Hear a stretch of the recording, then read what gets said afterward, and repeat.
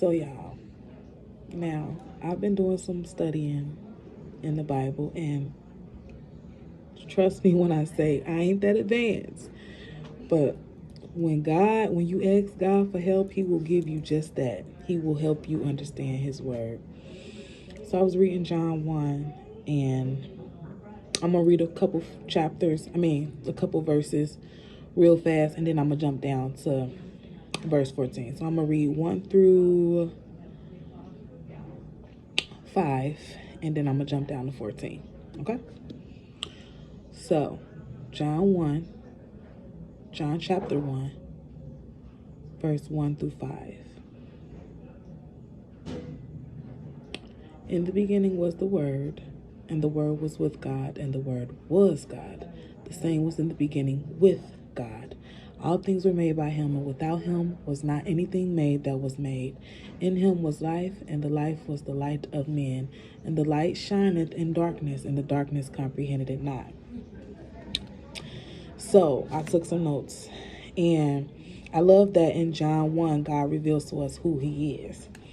Verses 1 through 5 goes in depth of how the Word was God and the Word was with God. The same also meaning in Greek. The word in Greek means He. Therefore, the Word was He, right? And in verse 14, if you jump all the way to verse 14, it says, "And the Word was made flesh and dwelt among us." My God, that is powerful. Because sometimes we often ask, who is Jesus? Who is God? And that's who He is. In the beginning was the Word, and the Word was with God, and then the Word was made flesh. Which is, from my understanding, is as to why God couldn't be of sin or of His flesh, because He was the Word. It dwelleth in Him. He was the Word. Like, He could not do any sin, or He didn't know any sin, because He was the Word. He was full of grace and truth, such as in verse 14.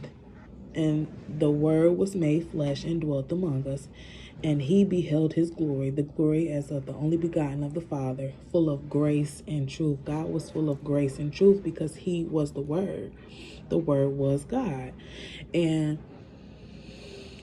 I feel like God loved us so much that, He came to this earth in a fleshly manner from the Word, being the Word, came in a fleshly manner and gave us an example of how we should live, how we should move upon this earth. Because as we all know, we are born into sin, but just because we are born into sin doesn't mean we have to live our life in sin or of sin.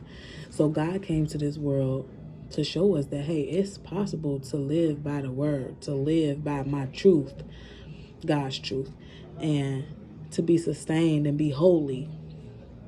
So I thought that was neat, that because I was asking God, I'm like, who are you? I want to know who you are. Show me who you are, God. And I was reading that. I forgot how I come up on this book, but I did.